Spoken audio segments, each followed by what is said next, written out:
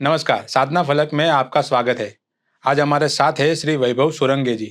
मूल रूप से मध्य प्रदेश के रहने वाले वैभव जी 1993 से राष्ट्रीय स्वयंसेवक संघ के समर्पित प्रचारक रहे हैं।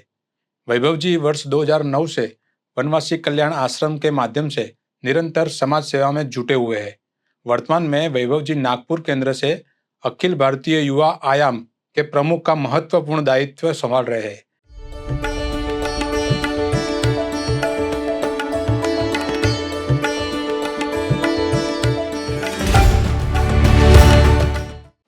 नमस्कार वैभव जी, इस नमस्कार। पॉडकास्ट में आपका स्वागत है। जी। अ, अभी जो जनगणना शुरू हो रही है हाँ। या चालू हो गई है, इसमें आदिवासी के लिए अलग धर्म कोड की कोई मांग हो रही है। हाँ। ये कितनी सही है? वैसे हमको ये समझना पड़ेगा कि वास्तव में अलग धर्म कोड है क्या। तो जनगणना जैसे आपने कहा कि शुरू हो रही है, तो अभी इस साल तो जनगणना यानी मकानों की जनगणना हो रही है, पशुओं की हो रही है, आर्थिक स्थिति की हो रही है जनगणना लोगों की। परंतु अगले साल जो फरवरी में इसका फेज आएगा, वो प्रत्येक व्यक्ति की जानकारी जुटाना। सरकार एक बड़ा सर्वेक्षण करती है और अपनी योजनाएं बनाने के लिए सरकार को डाटा की आवश्यकता है। देश की में लोगों की स्थिति क्या है, आर्थिक स्थिति क्या है, धार्मिक स्थिति क्या है, जातिगत जनगणना भी इस बार होने वाली है। तो ऐसा अलग अलग प्रकार का डाटा सरकार जनगणना के माध्यम से जुटाती है हर 10 साल में। और इसलिए उसमें एक बात यह भी रहती है कि धार्मिक आधार पर भी लोगों की स्थिति क्या है, इसकी एक गणना सरकार करती है। यह पुराने समय से करते आ रही है, क्योंकि जनगणना का प्रारंभ हमारे देश में अंग्रेजों के जमाने में शुरू हुआ है। तो उस समय प्रति 10 वर्ष में जनगणना होती है। धार्मिक आधार पे हम अंग्रेजों के समय में जो कुछ अंग्रेजों की नीतियां थी, उनको फूट डालना भी थी, उनको राज्य भी लंबा करना था, वो प्रत्येक चीज को टूल के रूप में इस्तेमाल करते थे। पर आज़ादी के बाद से जब जनगणना प्रारंभ हुई, तो हमारे देश के आज़ादी के आंदोलन के नायकों ने, जिनने संविधान भी बनाया था, वही सब शासन में आए और उन्होंने तय किया कि भाई जनगणना में धर्म के आधार पे अभी जो गणना होती है वो 7 कॉलमों में होती है जी। और 8वां कॉलम ऐसा है जो धर्म को नहीं मानते। तो हिंदू, मुस्लिम, सिख, ईसाई, बौद्ध, जैन, ऐसे 6 कॉलम धर्म के हैं। लेकिन ऐसे भी हमारे देश में बहुत सारे लोग हैं जो इन 6 धर्मों को नहीं मानते पर धर्म को मानते। तो उसने अगर बताया तो फिर उसको अन्य धर्मावलंबी के कॉलम में उसका धर्म लिख के डालते हैं। जैसे अरुणाचल प्रदेश में किसी से पूछा भी आपका धर्म क्या है, उसने कहा डोनी पोलो। तो वो डोनी पोलो वहां तो लिख देगा, क्योंकि जनगणना के जो कर्मचारी हैं, जो एनुमरेटर्स हैं, उनको ये निर्देश है कि जो बोला जाएगा वो लिखना है, तो वो डोनी पोलो लिख देगा। पर जब वो टेबुलेशन होगा तो टेबुलेशन में डोनी पोलो कहाँ जाएगा, तो वो अदर रिलीजियस परसुएट्स ORP में चला जाएगा। तो ऐसे जो अन्य धर्मावलंबी है वो ORP में जाते हैं। परंतु पिछले लगभग 3 या 4 जनगणनाओं से ORP को चर्च ने एक जनजातीय क्षेत्रों में एक तोड़ने के टूल के रूप में इस्तेमाल किया। इसलिए ज्यादा खतरनाक है।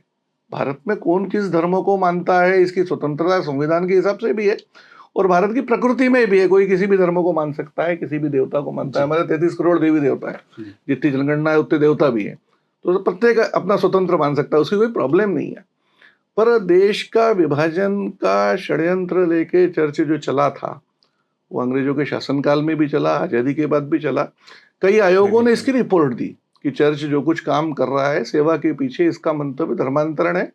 वो धर्मांतरण ये लालच दे के भी कर रहा है, फोर्सफुली भी कर रहा है, लोगों की अज्ञानता का भी फायदा उठा रहा है और ये इसका षड्यंत्र है। इस षड्यंत्र के तहत वो लोगों को ORP में लिखवाने का प्रयास कर रहा है, आंदोलन करवा रहा है। ये वास्तव में अलार्मिंग है हमारे लिए। विशेषकर 1991 की जनगणना के बाद से हम जब आंकड़े देखते हैं तो 2 जनगणनाएं 1991 की हुई, 2001 की हुई, 2011 की हुई। इसके आंकड़े भारत के विशेषकर सेंट्रल इंडिया के कुछ जनजातीय क्षेत्रों में हमको चिंता में डालते हैं कि ये प्रकरण वैसा तो नहीं है जैसा कभी नॉर्थ ईस्ट में हुआ है। नागालैंड में, मेघालय में पहले ORP बढ़ा। अगर हम देखेंगे तो हिंदुओं की जनसंख्या कम होती गई, ORP की जनसंख्या बढ़ती चली गई और एक निश्चित समय के बाद ORP कम होने लगे और ईसाई बढ़ने लग गए। तो ये दिखता है कि चर्च का ये 2 स्टेप फार्मूला है कि पहले लोगों को हिंदू से अलग करो, फिर उनको ईसाई बनाओ। इसलिए ये कुछ इसमें षड्यंत्र की बू ज्यादा आती है कि ये हिंदू समाज को तोड़ने का षड्यंत्र है और हिंदू जहां कम होता है वहां देश बढ़ता है, समस्याएं खड़ी होती है, अलगाववादी आंदोलन खड़े होते हैं। इसलिए इसमें एक षड्यंत्र की बू आती है, ऐसा लगता है मुझे। एक दूसरा भी प्रश्न है कि आदिवासियों का कोई धर्म नहीं होता है, हम्म।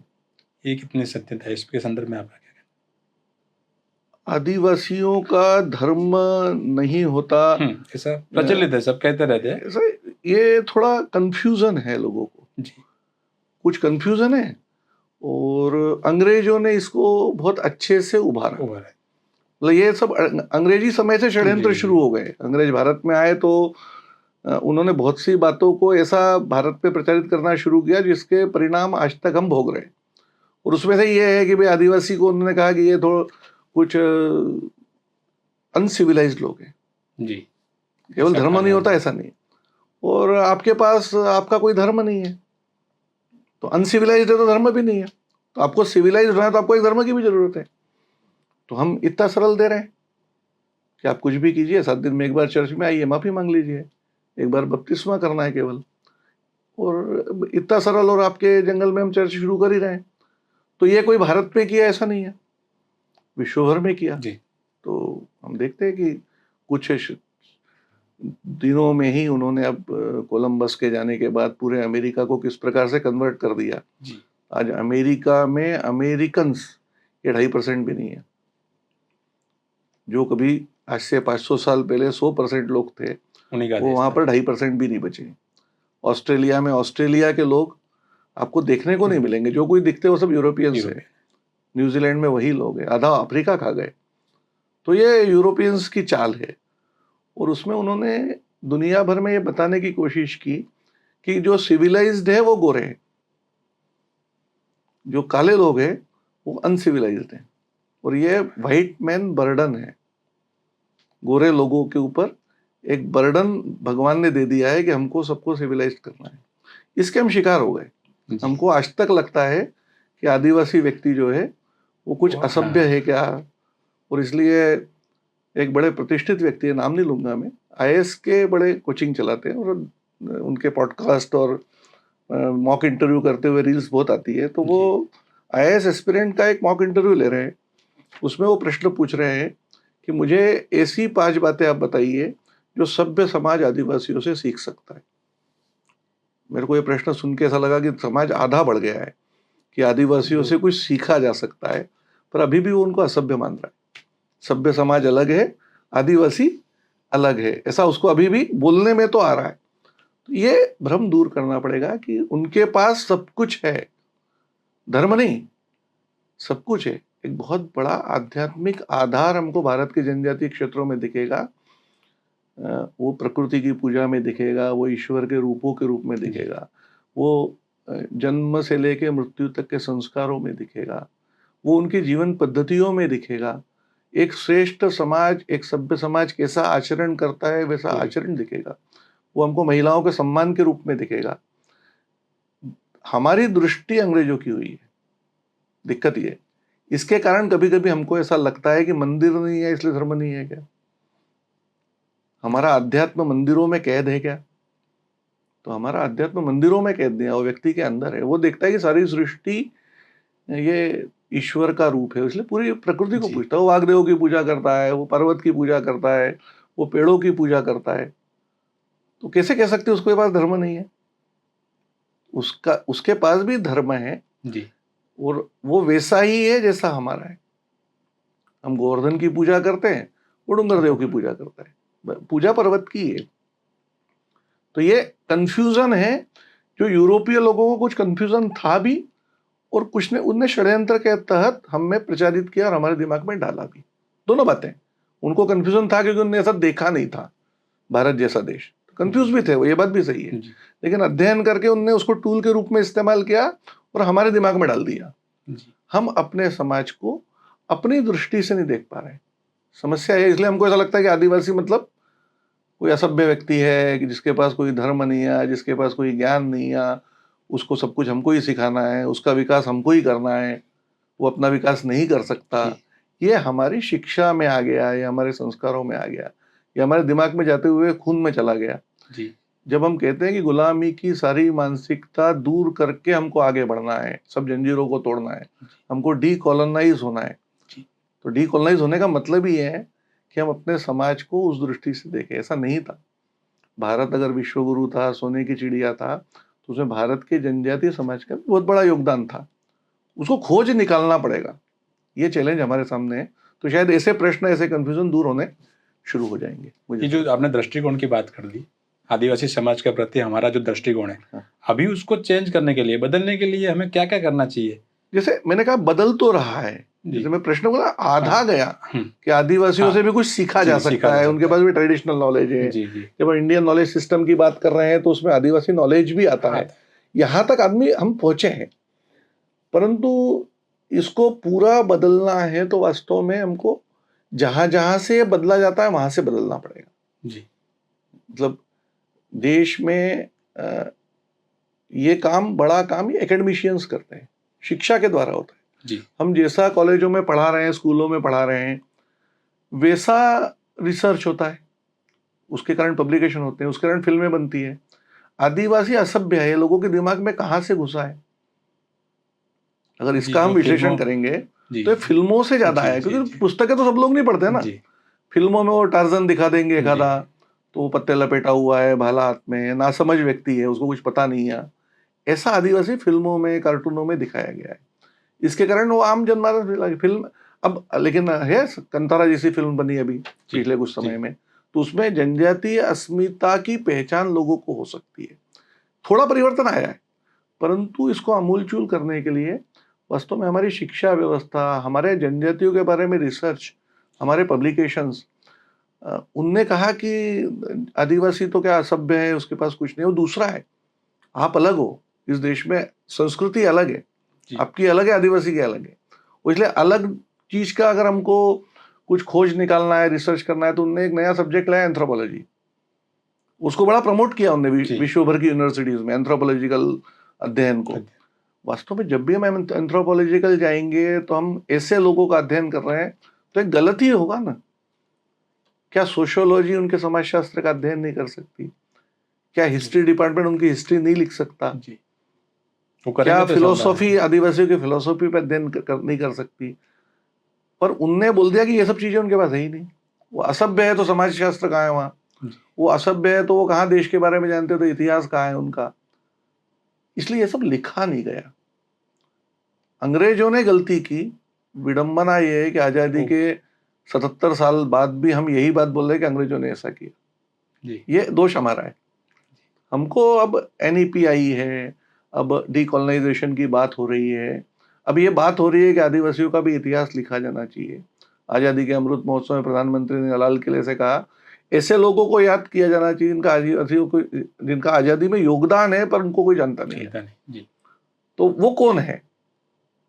अगर हम जनजातीय प्रतिरोध की बात करेंगे अंग्रेजों के खिलाफ, तो देश का कोई हिस्सा नहीं था जहां वो नहीं था। अगर गुजरात की भी बात करें तो गोविंद गुरु का इतना बड़ा आंदोलन हम देखते हैं, जिसने शायद गांधी जी के पहले असहयोग और अहिंसा के माध्यम से सारा समाज को, और भक्ति के माध्यम से, प्रार्थना सभाओं के माध्यम से इकट्ठा किया। आगे देखते गांधी जी उस राह पे चल दिए।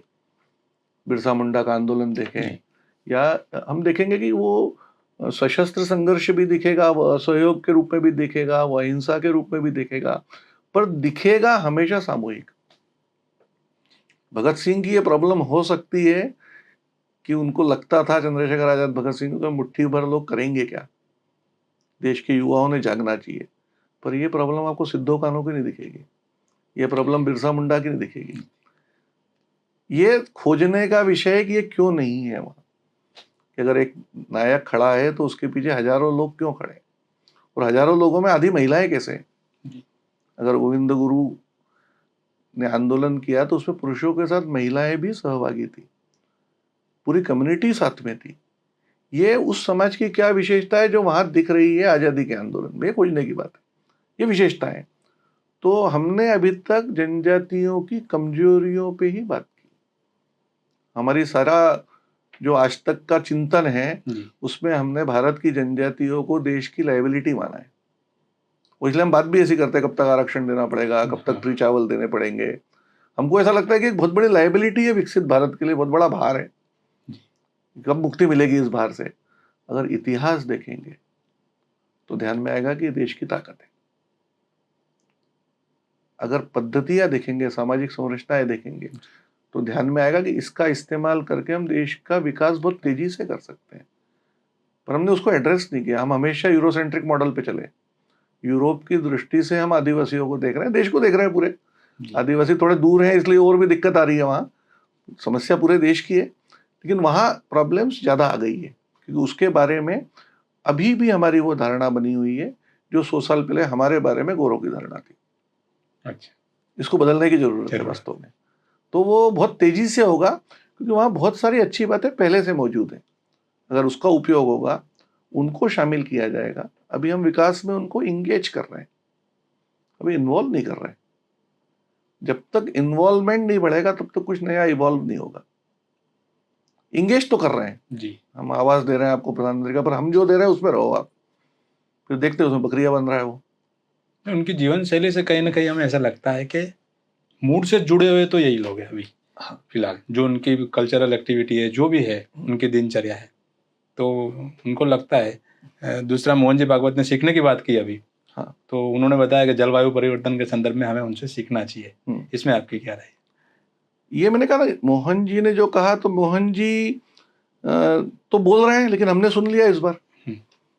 जी, बोलने वाले लगातार बोल रहे हैं, पर जैसे मैंने कहा कि लोगों तक पहुंचती नहीं है बात। दृष्टि आईएएस के उनने इंटरव्यू संचालक ने ये पूछ लिया कि आदिवासियों से क्या सीखने लायक है। जी, मोहन जी ने उसका एक उत्तर भी दे दिया कि क्या क्या सीखने लायक है।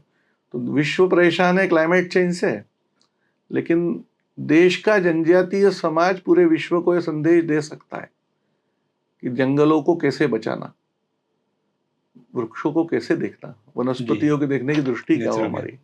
टाइगर और ट्राइबल ये एक साथ रह सकता है, ऐसा दिलीप सिंह भूरिया बोलते थे। जी, पर अंग्रेजों को ऐसा लगता है कि अगर शेर को बचाना है तो आदिवासियों को बाहर करो। एक बड़ी समस्या हमने विस्थापन की खड़ी कर ली। उनको रहने की आदत है प्रकृति के साथ, वो ज्ञान भी है उनको, सह अस्तित्व के बारे में उनको अंदाज भी है, और उसको बचाना कैसे, उसको बचाना कितना आवश्यक है, इसके प्रकार की पद्धतियां भी वहां उनने विकसित कर रखी अपने समाज में। इसलिए हम देखते हैं कि जब तक जंगल, फॉरेस्ट डिपार्टमेंट नहीं था, तब तक जंगल सुरक्षित था। जंगल को जब हमने संसाधन समझा, फिर ये तो उसका दोहन करते करते शोषण करने लगे, क्योंकि हमने उसको संसाधन समझ लिया। आदिवासी या जनजातीय समाज जंगल को संसाधन नहीं मानता। इसलिए आप देखेंगे कि उसकी झोपड़ी में आपको दरवाजा नहीं दिखेगा, और दिखा भी तो सागवान का नहीं दिखेगा। वो बेर के पेड़ की लकड़ी का होगा, वो आम के पेड़ की लकड़ी का बना लेगा। घर में कोई फर्नीचर नहीं होगा। जंगल, इतने जंगल में रह रहा है, पूरी लकड़ी चारों तरफ है, लेकिन उसके घर में कितनी लकड़ी का इस्तेमाल है? कोई बड़ा घर बना सकता है, जंगल तो चारों तरफ है ना, कुछ भी कर सकता है, लेकिन वो न्यूनतम संसाधनों में रह रहा है, क्योंकि उसको जो जीने की आदत है वो जंगल को बचाते हुए। ये समझना है। अभी हम बात करते हैं पढ़े लिखों से, यूनिवर्सिटीज में जाके बात करते हैं कि संविधान में प्रावधान हो गया है कि जंगल का अधिकार ग्राम सभा को देना है। जी, पढ़े लिखों को ये लगता है कि अगर अधिकार दिया तो जंगल नहीं बचेगा। इतिहास ये बोलता है कि उनसे अधिकार लिया, उसके बाद जंगल नहीं बचा। अब सवाल ये है कि ये भी डीकोलोनाइजेशन की ही बात है। हमने एक ऐसा डिपार्टमेंट खड़ा किया है, उसको ट्रेनिंग अभी भी अंग्रेजों के काल की दे रहे हैं। वो अपने कम्युनिटीज को अभी भी वैसा देख रहा है जैसा अंग्रेज देखते थे। तो ये प्रॉब्लम खड़ी हो रही है कि हम अधिकार दे चुके हैं संविधान में 2006 में, और उसमें लिख चुके हैं कि हमारी ऐतिहासिक भूल थी कि हमने अधिकार 1950 में नहीं दिए संविधान निर्माण के साथ, ये भूल थी। लेकिन आज भी जमीन पे देखते हैं तो मध्य प्रदेश में हमने पूछा कितने कम्युनिटी फॉरेस्ट राइट मिले, तो उन्हें बताया इतने मिले। CFRR कितने मिले, रिसोर्स राइट कितने मिले, बोले एक भी नहीं मिला। फिर बताया 3 गांवों को मिले। क्यों मिले? तो उस समय NCST ने इंटरवीन कर दिया था, तो 3 गांवों को मिल गए रिसोर्स राइट। कितने गांव हैं? हजारों गांव हैं। कब देने चाहिए? 2006 में। पर क्यों नहीं दे रहे? जब संविधान में लिख गया, उसके बाद भी नहीं दे रहे। भरोसा नहीं है। संकट भरोसे का है कि आदिवासी समाज की अस्मिता को हम पहचान नहीं पा रहे। पहचानेंगे तो हमको ऐसा लगेगा कि पैसा के तहत अधिकार दे दिए जाए। गुजरात में भी हर बार बात चलती है पैसा लागू हो गया है, पैसा लागू है 1996 से, पर पेशा के तहत ग्राम सभाओं को जो अधिकार देना है, उनका सशक्तिकरण होना है, वो नहीं हो रहा है। ये गलती कहाँ हो रही है पहचानने में? क्योंकि पह- अभी तो काम हो ही रहा है, तो नहीं, कहीं ना कहीं वो जो मंशा नैरेटिव। हाँ मंशा पे प्रश्न चिन्ह नहीं है। जी। मतलब आपकी देने की इच्छा नहीं है बच्चों को, आपके ऐसा नहीं है। आपको ऐसा लगता है कि बच्चे इस लायक नहीं है कि इनके हाथ में 100 रुपए का नोट दिया जाए, क्योंकि हम अभी उनको बेचारे आदिवासी मान रहे हैं। हमने कभी ये पढ़ाया है या पढ़ा है क्या किताबों में कि प्रत्येक जनजाति के पास उसके कानून बनाने का सिस्टम है, उस कानून के अनुसार वहां न्याय करने की पद्धतियां हैं, उस न्याय को मानने वाला समाज है, और इस न्याय को भारत का संविधान मान्यता देता है। ये हम पढ़ा रहे हैं क्या? लॉ के विद्यार्थियों से मैं दिल्ली में एक प्रोफेसर से बात कर रहा था, हमारे कार्यकर्ता ही थे, तो उन्होंने कहा ऐसा है क्या? तो मैंने कहा झारखंड के सिंहभूमि में आज भी जो कोर्ट है वो इस नियम से, इस कानून से फैसले देता है। जी हाँ। तो उनने गूगल से पूछना शुरू किया, हाँ सही है, तो बाकी जनजातियों में भी हो सकता है। तो मैंने कहा ये काम तो लॉ के विद्यार्थियों का है कि जाके डॉक्यूमेंट करें। भी एक ज्ञान है, एक व्यवस्था है, उसको संविधान मान्यता दे रहा है। मेरे को पैसा दे दिया, मैं किसको न्याय लेने आऊंगा?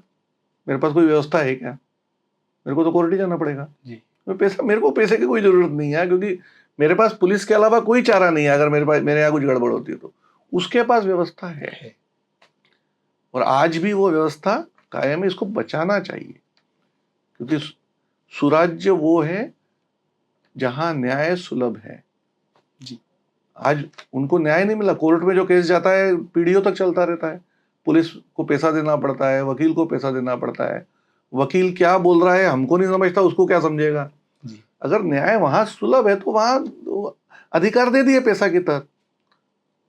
अब अधिकार संविधान ने दे दिए, पर वो ले जाने के लिए रूल्स चाहिए गवर्नमेंट के। जी। गवर्नमेंट के अधिकारियों का जनजातियों के बारे में कोई ट्रेनिंग है क्या इस प्रकार का?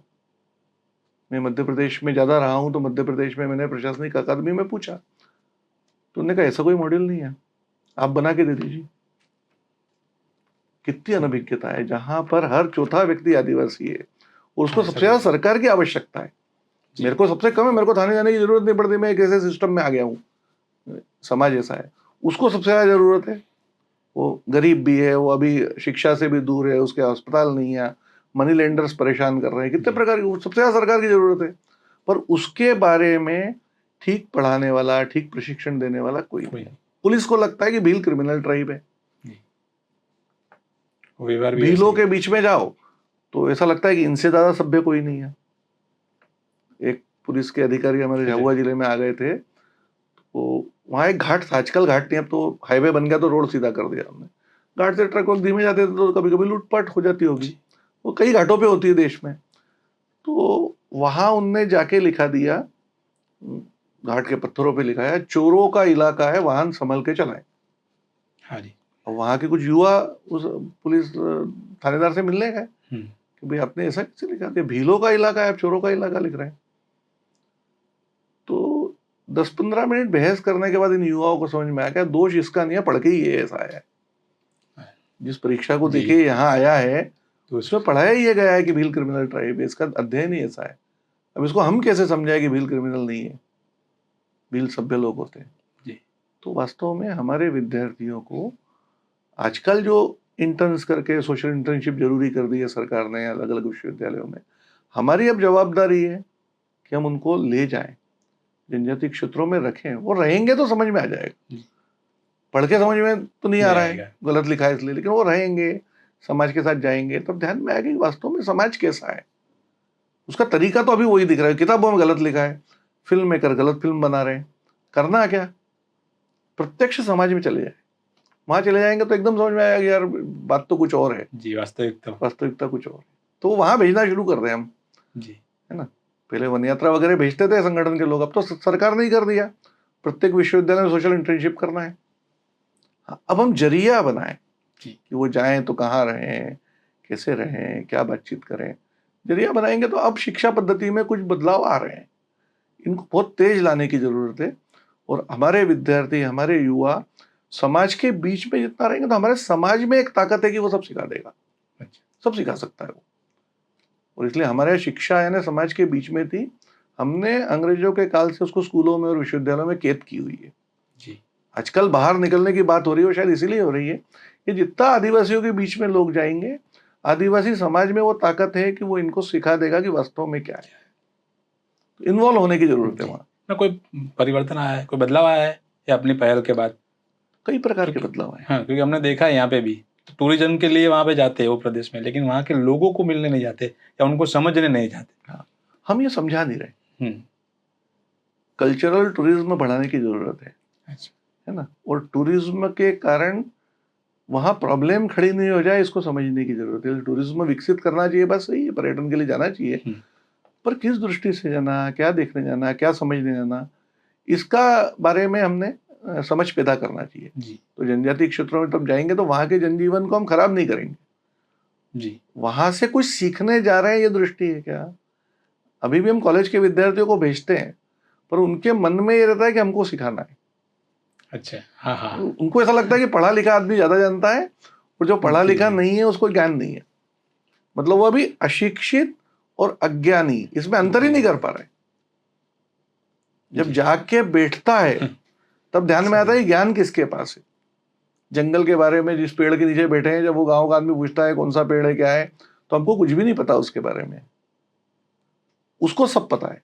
सही, इसकी पत्ती का क्या उपयोग है, इसकी छाल का क्या उपयोग है, कब उगता है, कौन सी भाजी कब आती है, उसको कैसे बनाते हैं, इसका जहर कैसे निकालते हैं जी, बनाते समय, कितना जहर इसमें रहता है, क्या खाने से कौन सी बीमारी दूर होती है, कब खाना चाहिए, किसको छाछ के साथ खाना है, किसको दही के साथ खाना है, कौन बता रहा है। वो गांव की दादी बता रही है। जी, वो दादी की जो बहू है उसको कम मालूम है, और उसकी जो बेटी जो हॉस्टल में है को उसको कुछ भी नहीं मालूम है, क्योंकि वो पढ़ी लिखी है। तो जो पढ़ा लिखा है उसके पास ज्ञान कम है, जो परंपरा से आ रहा है। जी, अगर हमने ये बता दिया, ये अंधविश्वास है या ज्ञान है। आपको अगर मॉडर्न बनना है तो ये छोड़ना है। हाँ, एक तो जो सही पढ़ा अच्छी लिखा बात, आदमी है वो उससे दूर हो रहा है, और इसलिए हम बहुत चिंतित हैं कि हमारे यहाँ भाषाएं खत्म हो रही है। जी, कर कौन रहा है खत्म? अनपढ़ गोंड गोंडी में बोलता है, पढ़ा लिखा जी, गोंड पढ़ा को गोंडी नहीं, खत्म कर रहा है भाषाओं को? जी, पढ़ा लिखा शिक्षित आदमी लोग ही चर्चा कर रहा है, खत्म खुद कर रहा है। कुछ जो अनपढ़ है वो कुछ बचा बोल के रहा रख है, रहा है। ये संस्कृति का है। जो अनपढ़ है वो संस्कृति को बचा रहा है, क्योंकि वो प्रैक्टिस में है उसके। ये इसके मन में हमने भर दिया कि वो पिछड़ापन है, वो अंधविश्वास है, जी, वो तो दकियानुसीपन है, आप तो मॉडर्न हो गए हो, आप पढ़े लिखे हो गए हो। ये छोड़ रहा है, इसलिए संस्कृति नहीं बच रही। इसको गौरव महसूस नहीं हो रहा कि मेरी ये वेशभूषा है तो कॉलेज में एक दिन हम ये पहन के जाएंगे। अरे कॉलेज में कैसे पहन के जाएंगे धोती? उसको ऐसा लगता है, उसको ये लग रहा है, क्योंकि उसके ऊपर गौरव नहीं है, गर्व नहीं है। हमको जनजातीय संस्कृति के ऊपर गर्व पैदा करना पड़ेगा, और गैर जनजातीय लोगों की समझ पैदा करनी पैदा करनी पड़ेगी कि ये पिछड़ापन नहीं है, यही मूल है यही जो मूल है, आपने बोला जी, जी, कि हमारा मूल है। वो मूल निवासी का विषय नहीं है, जी, हमारे सबके मूल वही है। अगर हम अपने मूल को ढूंढने जाएंगे तो जंगल में ही मिलेंगे। जी, इसमें यही प्रश्न है, मूल निवासी एक्चुअली है कौन? प्रश्न तो है ही, जनजाति समाज आता है उनका नाम, तो ये मूल निवासी शब्द पहले आ जाता है, तो वैसे है। हम देखें तो कोई पृथ्वी पे अलग अलग समय पे लोग टपके हैं ऊपर से, ऐसा तो नहीं होगा। जी, सभी लोग ही एक साथ ही आए होंगे। मानव सभ्यता विकसित हुई होगी तो सब कहीं न कहीं से एक दो जगह से ही निकले हुए जी, लोग जी, हैं। ऐसा तो नहीं है कोई अलग अलग जगह से बहुत सारे लोग आ गए हैं। लेकिन मूल निवासी कंसेप्ट आया क्यों, वास्तव में इसको समझना चाहिए जी, कि मूल निवासी प्रश्न कहाँ से आ गया। तो 500 साल पहले यूरोपीय लोगों ने दुनिया के अलग अलग क्षेत्रों में जाना शुरू किया। तो शुरू में तो नाविक बन के वो समुद्री मार्गों की जी, खोज करने गए, लेकिन कुछ ऐसी जगहों पे भी पहुंच गए जहां पर कोई गया नहीं था बहुत लंबे समय से। जी, जैसे कोलंबस भारत को ढूंढते हुए निकला स्पेन से, लेकिन ढूंढते ढूंढते वो जहां पहुंच गया उसको ही भारत समझ लिया उसने। रेड इंडिया लेकिन में, ध्यान में आया कि ये तो ऐसा नहीं है। बहुत दिनों बाद तो ध्यान में आया कि ये भारत नहीं है, कुछ और है। तो अब ये घटना 1493-94 की है, आज से 500 साल पहले की घटना है। वो जहाँ पहुंचा था वो अमेरिका था। अब 500 साल में इस अमेरिका को ने पूरा बदल दिया। मतलब यहाँ पर यूरोपियंस 72% हो गए, यहाँ पर अफ्रीकन 23% हो गए, जिनको अफ्रीका की मंडियों से गुलाम बनाकर खरीद के ले गए थे। उनको तो अफ्रीकन तो नहीं गए थे, उनको जहाजों में भर भर के गुलाम बना के ले गए थे वहां, इसलिए वो भी 23% हो गए। अमेरिकन 2.5% बचे, जिनका अमेरिका था। अब वो कभी ये सोच भी नहीं सकते कि हमारा है, उनकी हालत ये कर दी उनने। वो इसमें वो सब अत्याचार शामिल है जो उन्होंने दुनिया भर में किए वहां के लोगों पे। भारत में भी हम भुक्तभोगी हैं अंग्रेजों के अत्याचारों के। ये तो ठीक है, हमारे पास बहुत पुरानी सभ्यता थी, बहुत विकसित तंत्र था, बहुत अच्छी समाज व्यवस्था थी, तो हमने मुकाबला कर लिया और पूरा बोरिया बिस्तर लपेट के वापस बाहर भेज दिया। इसमें भारत के जनजातीय समाज का भी बहुत बड़ा योगदान है, इसको याद हम करते हैं, करते नहीं मगर है।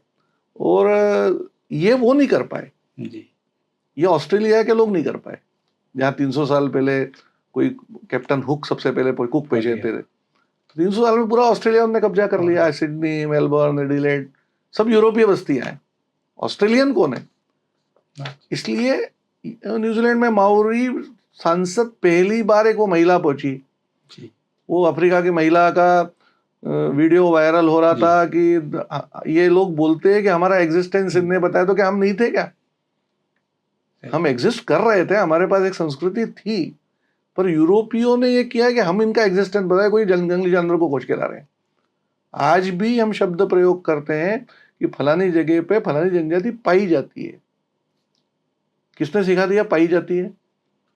पाई जाती है किसके लिए प्रयोग होता है? वनस्पति के लिए होता है, पशु पक्षी के लिए, आदमियों के समूह के लिए होता है क्या? इसका मतलब उनको हम मनुष्य समूह नहीं मानते थे अंग्रेजों की दृष्टि में। यह सबसे बड़ी कमजोरी थी। इसलिए वहां पर जो संसाधनों के अधिकार थे, उनका जीवन था, उनकी संस्कृति थी, उनकी परंपराएं थी, सभी तकलीफ में आ गई, क्योंकि बाइबल का तो आदेश है कि सबको ईसाई बनाना है। हमारे ऐसा थोड़ी है कि आप अपनी संस्कृति का पालन करो हम खुश है, ऐसा नहीं है ना वहां। तो वो तो पूरे खतरे में आ गए हैं। इसलिए उनने आंदोलन शुरू किया सबसे पहले जी, और उन्होंने कहा कि कोलंबस डे अमेरिका में मनाने की जरूरत है, कोलंबस के कारण हमको तकलीफ है सारी। कोलंबस डे का विरोध किया, सच्चाई सामने आई। उसमें से इनने यूएनओ का उपयोग करके यूएनओ में एक मूल निवासी की अवधारणा ले आए जी। तकलीफ उनकी है, थोपी हमारे ऊपर जी। तो मूल निवासियों की भावनाओं के साथ, उनकी समस्याओं के साथ भारत खड़ा है यूएनओ में, पर मूल निवासी वहां हैं जहां यूरोपीय लोगों ने देशों पे कब्जा कर लिया, आज भी नहीं छोड़ा है जी। अब छोड़ेंगे भी नहीं, क्योंकि वो ज्यादा हो गए वहां, बहुत ज्यादा। पर कम से कम वहां के मूल निवासियों को उन्हें अधिकार देने चाहिए, आरक्षण देना चाहिए, वहां उनको राजनीतिक संरक्षण मिलना चाहिए, राजनीतिक व्यवस्था में उनको आरक्षण मिलना चाहिए। भारत ने अपने इस प्रकार के समाज के बारे में आजादी के साथ सोच लिया। आज भारत का संविधान ये विश्व के लिए मार्गदर्शक है कि अपने समाज के जो पीछे लोग रह गए हैं उनके बारे में संविधान ने कैसा सोचा है, कैसे नियम बनाए। यूएनओ जो बात 1989 में कर रहा है, डॉक्टर अंबेडकर ने 1950 में भारत के संविधान में सब चीजें ला चुके हैं। राजनीतिक संरक्षण भी मिला हुआ है उनको, बराबर संख्या में चुन के प्रतिनिधि जा रहे हैं, नौकरियों में आरक्षण मिला हुआ है, कितने एक्ट बना के रखे हैं जो उनको संरक्षण प्रदान कर रहे हैं। भारत का संविधान उनके लिए मार्गदर्शक है। हमको यूएनओ को चार्टर देखने की जरूरत नहीं है। सही, यूएनओ को चार्टर देख देख के तो देश टूट गए बहुत सारे। यूएनओ क्या कर रहा है और उसकी क्या भूमिका है हम देख रहे हैं अभी युद्धों में क्या हालत हो रही है। ईरान के बारे में क्या बोलता है वो तो किसकी भाषा बोल रहा है हम समझ रहे हैं। तो हमको यूएनओ के पीछे जाने की बहुत ज्यादा आवश्यकता नहीं है, हमको हमारे संविधान के साथ रहने की जरूरत है। संविधान क्या कहता है वो आवश्यक है, देश की अखंडता आवश्यक है। यूएनओ के चक्कर में पड़ के और यूएनओ के चार्टर के चक्कर में पड़ के देश के हमको टुकड़े नहीं करना है, नई नई आइडेंटिटीज खड़ी नहीं करना है। हाँ, प्रत्येक व्यक्ति के अधिकारों का ध्यान रखना है, प्रत्येक व्यक्ति के विकास की चिंता करना है, प्रत्येक कम्युनिटी की चिंता करना है, पर हम अलग नहीं है। हमारी एक पहचान है, हम भारतीय है। हम अमेरिका नहीं है कि अलग अलग लोगों को जोड़ के एक देश बना दिया है। हम 10,000 साल पुरानी सभ्यता है, एक जन एक देश। हमको ब्रिटेन ने नहीं बनाया है, हम थे इसलिए हमने उनको भगा दिया है। तो हमारे यहाँ ये अवधारणा काम ही नहीं करती, क्योंकि हमारे यहाँ यूरोपीय लोगों को एक एक को चुन चुन के बोरिया बिस्तर लपेट के हमने वापस भेजा है। ये करने वाले हम ही हैं। ये दुनिया हमसे सीख सकती है भारत से कि यूरोपीय लोगों को कैसे हमने भगाया, ऐसे आप अपने यहाँ से उनको भगाना चाहिए था। पर उनने आधी दुनिया पे कब्जा कर लिया है। जी आज संसाधन उनके पास है। देश को अस्थिर किस प्रकार से किया जा सकता है, सब हम देखते हैं। मूल निवासी का प्रश्न भी भारत पे थोपा जा रहा है। जी लेकिन भारत का समाज जब ये समझेगा कि वास्तव में हमारे मूल वो हैं, हम वहीं से निकले हैं, तो ध्यान में आएगा कि हम भी कोई बाहर से आए हुए नहीं है, उनको भी ध्यान में आएगा। अभी ये भ्रम है, असत्य है। देश भर में आर्यन इन्वेजन थ्योरी गलत साबित हो चुकी है, उसका कोई आधार नहीं है। पर ये बताने वाला उन क्षेत्रों में कौन है? इसलिए भ्रम फैल रहा है। जी भ्रम तब फैलता है जब सत्य पहुंचता नहीं है। सत्य पहुंचेगा तो भ्रम खत्म हो ही जाता है। अंधेरा कोई चीज नहीं है, उजाला न होना अंधेरा है। सही बात। तो सत्य का उजाला जाएगा तो भ्रम खत्म हो जाएगा। सत्य बताना चाहिए, समझना चाहिए चीजों को। और इसलिए भारत सरकार ने बहुत अच्छी पहल की कि भारत में जनजातीय गौरव दिवस घोषित किया। जी भगवान बिरसा मुंडा बिरसा मुंडा जो जनजातीय समाज के एक बड़े आइकॉन थे, जिनमें हम जनजातीय नायकों को सभी को देख सकते हैं, सभी आंदोलनों को देख सकते हैं। उसमें अस्मिता के लिए संघर्ष भी देख सकते हैं, अस्तित्व के विषय पे संघर्ष देखते हैं। उनके जन्मदिन को जनजातीय गौरव दिवस के रूप में मनाना शुरू किया तो हम अपनी अस्मिता से जुड़ेंगे। हम विदुषियों के दिवस को मनाएंगे तो उनके षड्यंत्र में फंस जाएंगे। जी इसलिए वास्तव में मूल निवासियों का प्रश्न आएगा। हम यूएनओ में मूल निवासियों के साथ हैं, पर मूल निवासियों का प्रश्न भारत पे लागू नहीं होता है। जी भारत के ये लिए उसका समझना औचित्य पड़ेगा। कुछ वो नहीं औचित्य है। ही नहीं है उसका कि भारत में ऐसा है ही नहीं कि कोई मूल निवासी हो, कोई बाहर से आए। आज भारत में रहने वाले सारे लोग भारत के रहने वाले हैं। किसी का कोई बाहर कोई संबंध नहीं है। ये मैं नहीं बोल रहा, जी ये डॉक्टर अंबेडकर बोल रहे हैं। वो रिसर्चर थे, मैं तो रिसर्चर नहीं हूं। वो थीसिस लिख चुके हैं। आर्यन इन्वेजन थ्योरी को सबसे पहले खंडन करने वाले वैज्ञानिक दृष्टि से पहले व्यक्ति थे डॉक्टर अंबेडकर। उन्हें तर्क दिया था कि वेदों में कोई भी एक ऐसी नदी नहीं है जो भारत के बाहर है। हमारे किसी भी साहित्य में कोई ऐसा पर्वत नहीं है जिसकी स्तुति हो रही है और वो भारत के बाहर। जी इसका मतलब है कि हम लोग सब शुरू से भारत में रह रहे हैं। अन्यथा कुछ तो हमारा भारत के बाहर कनेक्शन होता। कुछ भी कनेक्शन हमारा कहीं भी किसी साहित्य में नहीं है। हमारा साहित्य इतने लंबे समय पुराना है, इतनी श्रुतियां बहुत पुरानी है, सुन सुन के जो हम आगे बढ़ा रहे हैं। कहीं कोई कनेक्शन यूरोपीय नहीं है, कहीं कोई कनेक्शन रशिया के आसपास का नहीं है। इसका मतलब हम भारतीय हैं। आप गप कुछ भी चला रहे हो और हम मान ले, ऐसा नहीं हो सकता है। कहने वाले पहले डॉक्टर अंबेडकर थे, जिनने सत्य को पहचाना, इस षड्यंत्र को पहचाना। इसलिए इतना अच्छा संविधान हमको बना के दिया कि हमको आदिवासी नहीं लिखना है, हमको जनजाति लिखना है। चर्च का वहां भी षड्यंत्र था, जयपाल सिंह मुंडा को उनने भेजा था संविधान सभा में कि आदिवासी लिखवाओ। लेकिन डॉक्टर अंबेडकर ने उस समय समझ लिया। और कॉन्स्टिट्यूंट असेंबली की अगर हम बहस देखेंगे तो हमको ध्यान में आएगा कि डॉक्टर अंबेडकर इस षड्यंत्र को 1950 में कितने अच्छे से समझे थे, कितने अच्छे से उनने संविधान में सब बातें लाए। वास्तव में इसको समझना चाहिए, मुझे लगता है। इनके एक दूसरा षड्यंत्र भी है मूल निवासी की तरह, बिलिस्तान और भील प्रदेश अलग, उनको तोड़ने की जो कोशिश हो रही है, इस संदर्भ में आपका क्या कहना है? अब ये तो उनका एक सामान्य फॉर्मूला है। अगर हम अपने देश के अलग अलग हिस्सों को देखेंगे तो वहां पर एक नई आइडेंटिटी खड़ी करना, कुछ ऐसी बातें प्रचलन में लाना जो थी नहीं, उसके आधार पे कुछ नया खड़ा करना,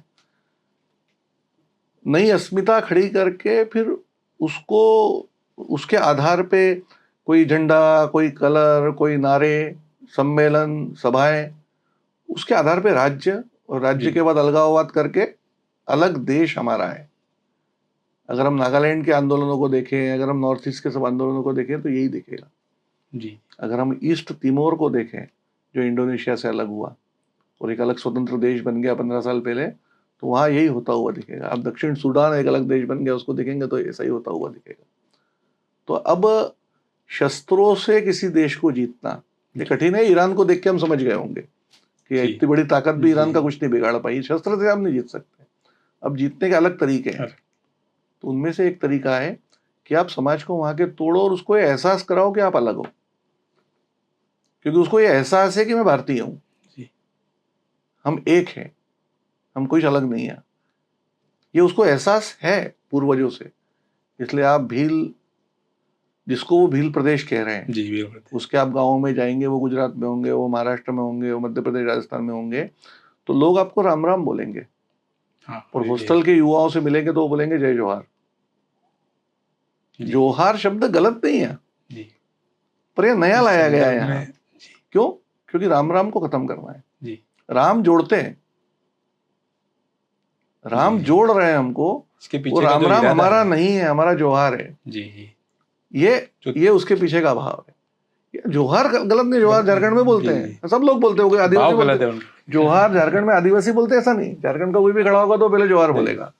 तो कोई आदिवासियों का नहीं है वहां भी, सभी का है। पर यहाँ वो लाके एक राम राम को खत्म करना, जोहार लाना, ये जो षड्यंत्र जैसा लगता है। जी, मतलब हमारे देश में कभी एक जाति के लिए प्रदेश ऐसा कभी नहीं रहा। हाँ, भाषाई प्रदेश हमने स्वीकार कर लिए होंगे, पर एक जाति के नाम पे प्रदेश देना शुरू किया तो एक नया संकट खड़ा हो सकता है। कितनी जातियां है देश में, तो जाति की अस्मिता को बढ़ाना, उसके लिए प्रदेश मांगना, ये ठीक है क्या? ये विचार करना पड़ेगा। प्रशासनिक व्यवस्थाओं के लिए प्रांत है, व्यवस्था के लिए है वो प्रदेश। हमारे यहाँ ऐसा नहीं है अमेरिका जैसा कि बहुत सारे राज्य मिलके यूनियन बनाए।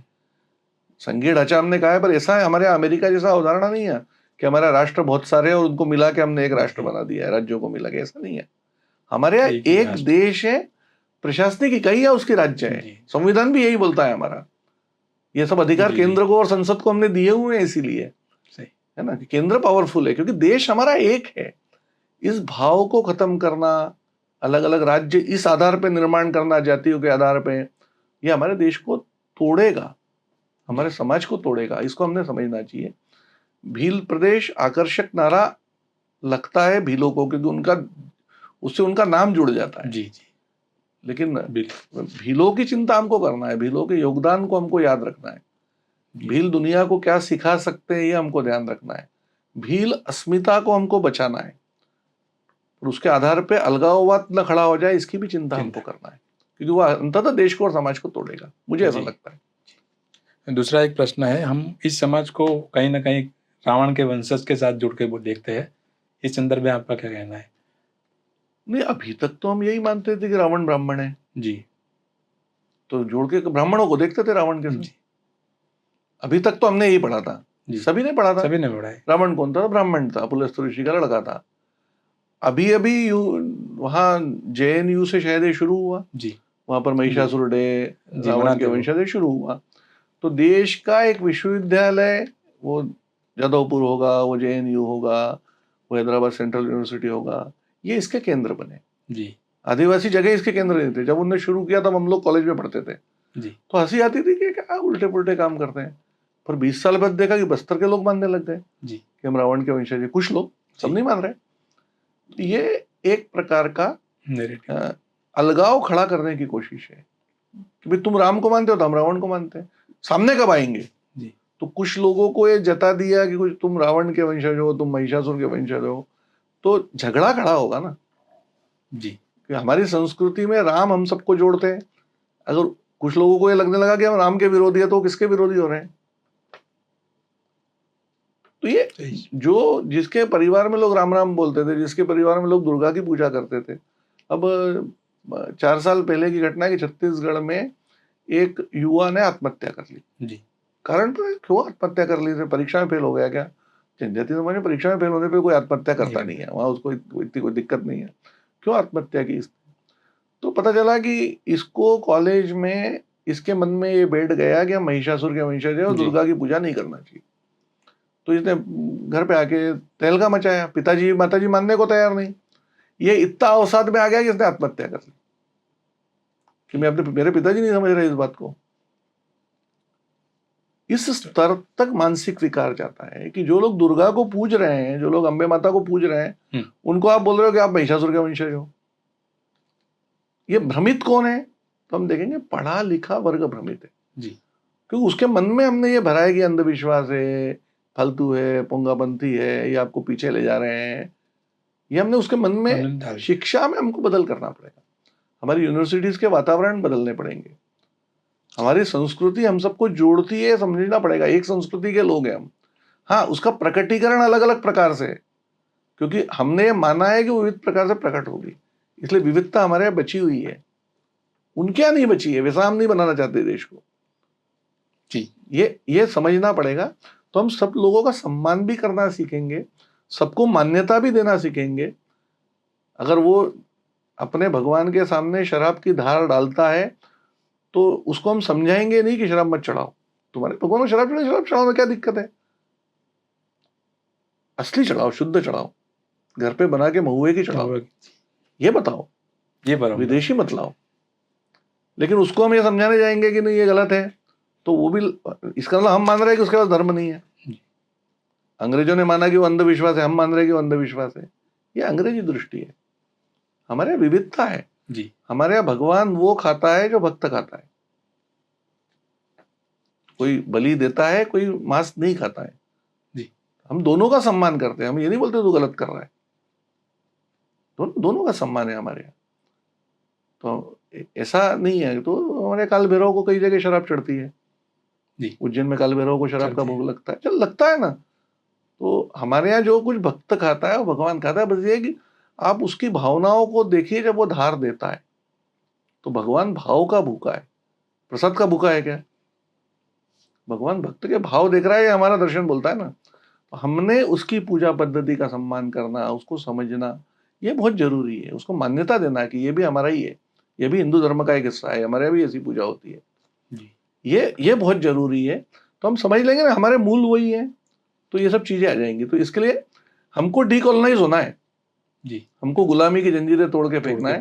तो ये सारी समस्याओं का हल उसमें से निकलेगा। सत्य का प्रकाश का साक्षात्कार हमको करना है, हम समाज को करा सकते हैं, उससे सब समस्याएं, भ्रम है सब, उसमें दूर हो जाएंगे। और होते हुए हमको दिख रहे हैं, ऐसा बहुत ज्यादा हम तकलीफ में ऐसा नहीं है, पर छुटपुट जो उठती हुई दिखती है बातें, उसके कारण समाज प्रभावित होता है, तो हम चिंतित जरूर होने लगते हैं। चिंतित होना भी चाहिए, और ठीक बातें समाज को बताएंगे तो मुझे लगता है ये सारी समस्याएं भी हल होती हुई हमको दिखेंगी। अभी छत्तीसगढ़ में एक ग्राम सभा के अनुरोध से गांव में एक जो विधर्मी होते हैं उनके प्रवेश पर रोक लगा दी है सुप्रीम कोर्ट ने। इस संदर्भ में आपका क्या कहना है? नहीं, लंबे समय से, आजादी के समय से नियोगी कमीशन को भी हम देखेंगे तो उनकी रिकमेंडेशंस यही थी कि ईसाई मिशनरीज सेवा के आड़ में धर्मांतरण कर रहे हैं, और धर्मांतरण करके आदिवासियों को गलत दिशा में ले जा रहे हैं, करते हुए सेवा दिख रहे हैं, ये बात सही है। ये नियोगी कमीशन की 1952 की रिपोर्ट में है। अलग अलग आयोगों की रिपोर्ट में जो भी जाके देखा है जिसने, उसको ये लगा है। अब थोड़ी जागृति आ गई है, सोशल मीडिया का युग है, नीचे तक सूचनाएं पहुंच रही है, जनजातीय समाज में भी जागृति आई है। जागृति उसमें पहले भी थी अपनी अस्मिता को लेके, पर बाहर की चीजों को समझने में उसको देर लग रही थी। बस्तर में जनजातीय समाज को ये समझ में आने लगा कि इतने बड़े पैमाने पे एकदम धर्मांतरण हुआ। बस्तर में धर्मांतरण बहुत कम था पिछले कुछ समय में, एक 10-12-15 वर्षों में नक्सलवाद की आड़ में धर्मांतरण वहां काफी हुआ। उसके कारण वहां के लोगों को ध्यान में आया कि हमारी अस्मिता के लिए खतरा पैदा हो रहा है। जो लोग धर्मांतरित हो गए वो गांव देवता की पूजा नहीं कर रहे हैं, वो गलत अलग तरीके से कुछ कर रहे हैं, गांव में 2 गुट खड़े हो रहे हैं। तो वो मामला वहां संघर्ष में बदला, संघर्ष में समझाइश में बदला, संघर्ष में बदला। ग्राम सभाओं ने निर्णय लिए, निर्णय लेके प्रशासन को दबाव में आके कई बार कभी इधर कभी उधर कार्यवाही करनी पड़ी, सब चला। और ग्राम सभा ने पैसा के तहत चूंकि अधिकार प्राप्त है, वहां पर 5वीं अनुसूची का इलाका है, तो वहाँ प्रस्ताव पारित किए कुछ ग्राम सभा ने, तो उसको चैलेंज हुआ, लोअर कोर्ट में हुआ, हाई कोर्ट में हुआ। हाई कोर्ट ने कहा कि नहीं, ग्राम सभा का प्रस्ताव ठीक। ग्राम सभा को ऐसा लगता है कि वहां की संस्कृति को खतरा है, तो ऐसे बोर्ड लगा सकती है 5वीं अनुसूची के क्षेत्र में। ये हाई कोर्ट ने बोल दिया, तो सुप्रीम कोर्ट में मामला गया। सुप्रीम कोर्ट ने भी ग्राम सभा के पक्ष में निर्णय दे दिया। पैसा हमको संस्कृति को संरक्षण करने का अधिकार देता है ग्राम सभा को, और विशेषकर 5वीं अनुसूची के क्षेत्र में जहां पैसा लागू है, जब हम बोल रहे हैं कि इस संस्कृति को बचाना जरूरी है, तो इसका संरक्षण का अधिकार उस ग्राम सभा को अगर है, तो फिर वो ऐसे बोर्ड लगा सकती है। सुप्रीम कोर्ट ने कह दिया, देश की सर्वोच्च अदालत ने कह दिया, वो लड़ने वाली ग्राम सभा है जी। आप इस बात पे गर्व महसूस कर सकते हैं कि बस्तर के गांव की ग्राम सभा जिसमें 100% आदिवासी लोग रहते हैं, वो सुप्रीम कोर्ट में अपना केस लड़ रहे हैं और जीत रहे हैं। तो ये एक आशा की परिवर्तन किरण है। दिखती है जी कि देश का आदिवासी कितना जागरूक है। आवश्यकता उसको सहारा देने की, उसको बदलने की आवश्यकता नहीं है। जी वो जैसा है वैसा बहुत अच्छा है। उसके पास उसका अध्यात्म है, उसके पास धर्म है, उसके पास देवता है, उसके पास पूजा पद्धतियां हैं, उसके पास जीवन पद्धतियां हैं, उसके पास बहुत अच्छा समाज चलाने की ताकत है। और ये सब होने के कारण उसके पास ट्रेडिशनल नॉलेज भी है, जिस नॉलेज का उपयोग करके वो अपना विकास कर सकता है। भरोसा हमारे अंदर आना चाहिए। तो फिर जब हम विकसित भारत 2047 की बात करेंगे तो हम उसको भी इन्वॉल्व करेंगे। अभी हम उसको लाइबिलिटी मान रहे हैं, बोझ मान जी। रहे हैं 2047 के लिए। जी। अगर उसको हम असेट मान लेंगे तो तो शायद 2047 की जगह हम 2046 में पूरा हो जाएंगे। जी उसको लाइबिलिटी मानेंगे 2067 तक भारत विकसित नहीं हो पाएगा। मुझे ऐसा लगता है। जी उसको लाइबिलिटी ना माने, उसको असेट माने, वो बहुत बड़ी ताकत है जी। देश की। उसको शामिल करेंगे तो बहुत अच्छा रहेगा। इनके साथ एक धर्मांतरण का मुद्दा जो आपने किया वो जुड़ा हुआ है, और इन्हीं के साथ एक डीलिस्टिंग का मुद्दा आ रहा है। तो डीलिस्टिंग की मांग है क्या? डीलिस्टिंग की मांग मतलब ऐसी है कि मूलतः जनजाति कौन है, जी आदिवासी कौन है। तो अ, इस संस्कृति को मानने वाला, हम बोलते हैं प्रकृति पूजा के जी एनिमिस्ट, ऐसा कई लोग बोलते हैं कि वो प्रकृति की पूजा करता है। अब ईसाई धर्म में प्रकृति की पूजा कोई कर सकता है क्या? हमारा कहना है कि अब ईसाई बन गए, ठीक है बन गए, अब जी कोई झगड़ा नहीं है। अब ईमानदारी से ईसाई हो जाओ ना। अब बेईमानी जी क्यों कर रहे हो? ईसा मसीह ये सिखा रहे हैं क्या आपको? अभी भी आप बेईमानी कर रहे हो क्या? आदिवासी मतलब अब आप प्रकृति पूजा नहीं कर सकते क्योंकि बाइबल में लिखा है आप ईसा मसीह के अलावा किसी को नहीं मान सकते। जी अब आप ढोंग कर रहे हो प्रकृति पूजा का क्योंकि आपको सर्टिफिकेट चाहिए। सर्टिफिकेट। तो गलत है ना। जी अगर आप एक बार ईसाई बन गए हो तो आप ईमानदारी से पूरे ईसाई बनो। आपको लगता है पूरा नहीं बने हो, आप वापस आ जाओ, आदिवासी बन जाओ। आप दोनों तरफ ढोंग कर रहे हो गलत फायदा उठाने के लिए, ये गलत है। ये हमारा कहना है। जी इसलिए हमारा कहना है कि जो इस संस्कृति को छोड़ चुका है उसको आप हमारा कहना नहीं है। जी ये 1967 में कांग्रेस के एक सांसद थे, कार्तिक उरांव। पूरा जी ये कार्तिक इंग्लैंड उरांव जी। में इंजीनियर थे, जी बहुत अच्छी पढ़ाई करके इंग्लैंड तक नौकरी करने गए थे। नेहरू जी ने आह्वान किया था कि भाई ऐसे सब लोगों ने देश में आना चाहिए, अपनी नौकरियां छोड़ के देश के विकास में लगना है। कार्तिक बाबू उस समय आ गए थे, जी सांसद बने। सांसद बन के उनने इस बात को समझा और एक पुस्तक लिखी, 20 साल की काली रात। जी 20 साल पहले हमारे लिए संविधान में इतने प्रावधान हुए हैं, इतना आरक्षण मिला है। आज 20 साल हो गए, 1951 से 71 आ गया था। तो जब वो ये कानून बन नहीं पाया तो उन्होंने जी 20 साल की काली रात लिखी। 20 साल बाद भी हमारे यहाँ काली रात ही है। हमारे सारे आरक्षण का लाभ वो लोग उठा रहे हैं जो हमारे बचे ही नहीं है। और वो हमारी संस्कृति के लिए बड़ा खतरा है क्योंकि वो ऊपर पहुंच गए। जो हमारी संस्कृति छोड़ के हमारे आरक्षण का लाभ उठा के समाज में ऊपर गए हैं, वही हमारी संस्कृति के लिए खतरा है क्योंकि वो संस्कृति छोड़ चुके हैं। इसलिए इनको डिलिस्ट किया जाए। कार्तिक बाबू के प्रयासों से जेपीसी बन गई। जी जेपीसी का पूरे देश में दौरा हो गया। जेपीसी की रिपोर्ट आ गई। उस रिपोर्ट में यह अनुशंसा आ गई कि 342 अनुच्छेद में 342 क जोड़ना चाहिए, जिसमें इस कंडिका में ये लिखा जाना चाहिए, लिख के दिया उन्होंने जी कि जिन व्यक्तियों ने अपना मूल धर्म छोड़ के मतांतरित होके ईसाई या मुसलमान बन गए हैं, जी उनको जनजाति की सूची से बाहर किया जाए। ईसाई या मुसलमान बन गए, ये लिखा है उसमें स्पष्ट। अच्छा इसलिए जो लोग बोलते हैं ना कि हिंदू बना रहे हैं, ये गलत है। कार्तिक बाबू का ऐसा कहना नहीं था, उन्हें बहुत स्पष्ट लिखा है उसमें और डॉक्यूमेंटेड है। जी चूंकि जेपीसी की रिपोर्ट है जी तो डॉक्यूमेंटेड है, संसद में देख सकते हैं, लिखा हुआ है कार्तिक बाबू ने। और जेपीसी ने दिया है जिसमें सारे ईसाई अनुसूचित जनजाति के सांसद थे, जी उनने उसको लिख के दिया है। पूरे देश का दौरा करके लिख के दिया। कांग्रेस के थे ज्यादा, 67 में तो आपकी बीजेपी के कोई नहीं थे जी लोग, उस समय वही जीते हुए थे, उनकी ही सरकार थी। लेकिन ठीक है, दबाव में उस समय स्वीकार नहीं कर पाए। जी आज भी लोग समझ नहीं रहे। समझेंगे तो इसमें क्या, आप ईमानदारी से ईसाई बनो ना भैया। सही बात। आप काहे के लिए इधर दोनों उधर तरफ। करते हो? आप इधर भी तकलीफ देते हो, उधर भी तकलीफ देते हो। आप क्या प्रकृति पूजा मना है, जी फिर भी आप आके कर्मा पूजा में ढोंग करते हो, उसमें क्रॉस टांगते हो एक। जी तो हमारी पूजा को भी आप भ्रष्ट कर रहे हो और आपके भगवान के साथ भी आप धोखा कर रहे हो। जी तो धोखा मत करो भगवान के साथ। आप जो हो ईमानदारी से रहो, ये हम कह रहे हैं जी बस आपका। जी छला प्रश्न यही है। अब इन समाज की बात हो रही है, जनजाति समाज की बात हो रही है, तो भारतीय इतिहास में इनका एक योगदान क्या रहा है? नहीं, योगदान क्या रहा है मतलब भारत भारत है, कैसा है? भारत भारत है तो वो जनजातीय कारण है, मैं ये मानता हूँ। जी जी जी इतिहास का कोई भी समय जी बिना जनजातियों के लिए बिना कुछ नहीं है। जी। आप रामायण उठा के देखेंगे तो हाँ, बिना शबरी के राम है क्या? बिना हनुमान सुग्रीव और अंगद के राम है क्या?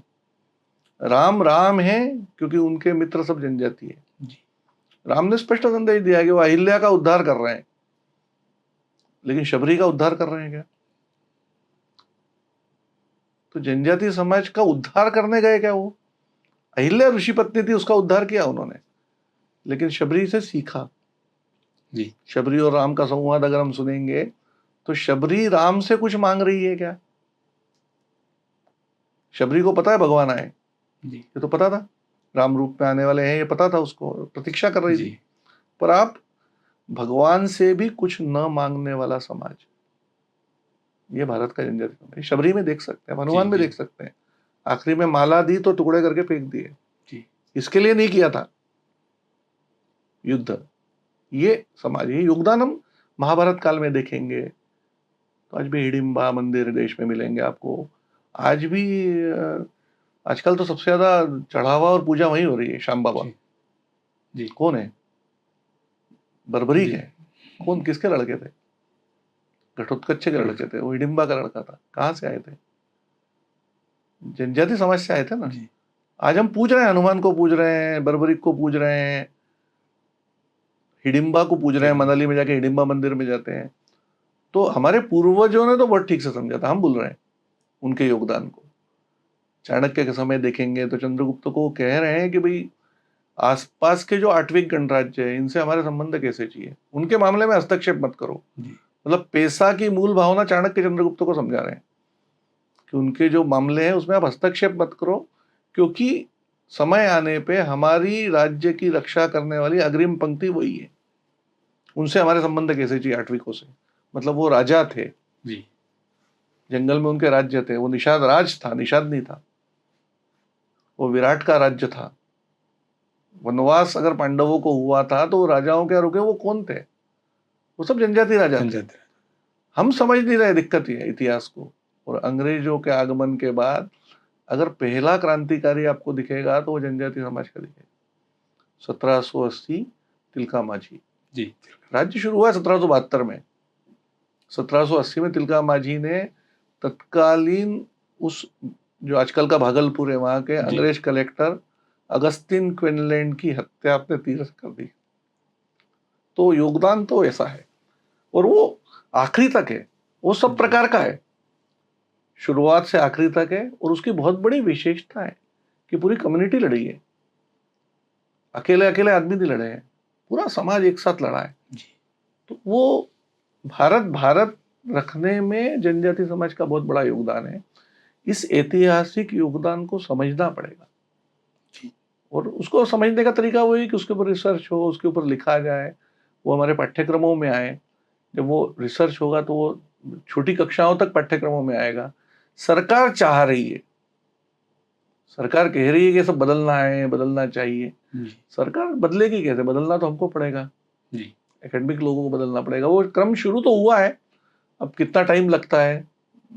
जनजाति गैलरिया बन रही है जी और कौन सा हमारा स्टेच्यू ऑफ यूनिटी के पास एक बड़ा जनजाति संग्रहालय बन रहा है, तो हम उस ओर जा तो रहे हैं, थोड़ी स्पीड बढ़ानी पड़ेगी, ऐसा लगता है मुझे। तो ये थे वैभव जी, जनजाति समाज के बारे में उनके जो विचार है हमारे समक्ष रजू किए। वैभव जी आप यहाँ पर आए, इसके लिए बहुत बहुत धन्यवाद। साधना का आज एक पॉडकास्ट में आपने आमंत्रित किया जी, और भारत के जनजातियों को समझने का कोशिश की जी। ये कोशिश और सभी लोगों की लगातार जारी रहे। मैं आपको भी शुभकामनाएं देते हूँ, और विशेषकर जनजातीय समाज की ओर से, जनजाति कल्याण आश्रम की ओर से, कि साधना में जनजातीय समाज और भारत में उनके योगदान को भी ज़्यादा महत्व लगातार मिलता रहे जी। तो गुजरात विशेषकर, क्योंकि गुजराती में हमारा मासिक निकलता है और प्रसार संख्या भी इसकी बहुत अच्छी है, पढ़ने वाले लोग भी बहुत अच्छे हैं, इस विचार को ठीक से समझ पाए, इसके लिए आपका प्रयत्न स्तुत्य है। आपका भी मैं बहुत बहुत धन्यवाद।